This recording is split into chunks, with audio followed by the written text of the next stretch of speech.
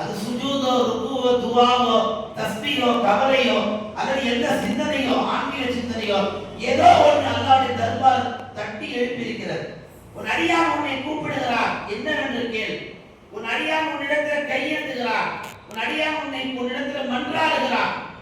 இப்படி நம்முடைய இபாதத்து ஏதோ ஒண்ணு அல்லாஹ்வை தட்டியதால் தான் அல்லாஹ் நம்மை தட்டி இங்கே கொண்டாந்து உட்கார வச்சிருக்கிறான். நாமளா அல்லாஹ் தட்டி தூக்கி இருக்கிறான் நம்மளை. அல்லாஹ் நல்லடியார்களே, குர்ஆனில் அல்லாஹ் சொல்வான், வாத்திமுல் ஹஜ்ஜ உம்ரத்தன் லில்லாஹ். நீங்க ஹஜ்ஜை உம்ராவை செய்யுங்க, அல்லாஹ்வுக்காக நிறைவேற்றுங்க. நீங்க நல்லா கவனிக்கணும். முதல்ல அல்லாஹ் தஆலா ஹஜ்ஜ தான் சொல்றான், இரண்டாவது உம்ரா. இப்ப எடுத்து நம்மளால ஹஜ் செஞ்சிட முடியாது. அதுக்கு நிறைய ப்ராசஸ் இருக்கு, நிறைய முயற்சிகள் இருக்கு. இருந்தாலும் நிறைய பேர் என்ன மாத்துறாங்க, அல்லாஹ் ஹஜ் தான் சொன்னான், அதாவது பொறுமையா செய்யலாம்னு சொல்லி செல்வம் படைச்சவங்க ரொம்ப தாமதிக்கிறாங்க. கிடையாது. உண்மையிலேயே நீங்க ஹஜ்ஜுக்கு போகணும்னு ஆசைப்பட்டீங்கன்னா முதல்ல உம்ராவை செய்யுங்க. சுன்னத்தான உம்ராவை முதல்ல நிறைவேற்றுங்க. நிறைய பேர் உம்ராவை சுன்னத்தான உம்ராவை நிறைவேற்றது கிடையாது. கடமையாக்கப்பட்ட ஹஜ்ஜுக்கு முக்கியத்துவம் தர்றது கிடையாது. விசல்லாசம் சொல்லுவாங்க, மன் ஜத்த வஜத, யார் முயற்சி செய்வார்களோ அவர் வெற்றி அடைவார்கள்.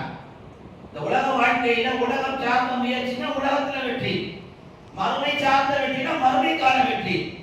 இங்க வந்திருக்கக்கூடிய நம் தாய்மார்கள், பெரியோர்கள் ஆன்மீக பயணமான உம்ராவுடைய பயணத்துக்கு ஒரு முயற்சி எடுத்தீங்க.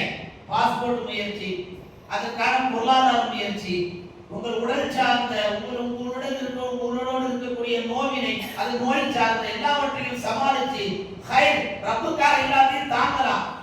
எனக்கு இருக்கிற நோய் பெருசு இல்லை, என் ரப்பை நான் பார்க்கணும், என் ரப்புடைய ஆலயத்தை போய் நான் அடையணும், எனக்கு அதுதான் பெருசு என்று எல்லா தியாகமும் முன்னெடுத்து இப்ராஹிம், ஹாஜரா, இஸ்மாயில் அலைஹிஸ்ஸலாம் எப்படி தியாகம் செய்தார்களோ அந்த பாதையை இன்றைக்கு நாம் உட்கார்ந்து இருக்கிறோம். அல்லாஹ் இந்த நிகழ்வை கபூல் செய்யணும். அல்லாஹ் நல்லடியார்களே, இப்படி அல்லாஹ் தஆலா தன்னுடைய அடியார்களை யாரை நாடுகிறானோ அவர்களை தேர்ந்தெடுக்கிறார். அல்லாஹ் மாத்திரம் அல்லாஹ்வுடைய தூதரும் தான். நபிகள் நாயகம் ஸல்லல்லாஹு அலைஹி வஸல்லம் ரவுதாவின் எல்லோரும் போய் ஆஜராகிட முடியாது.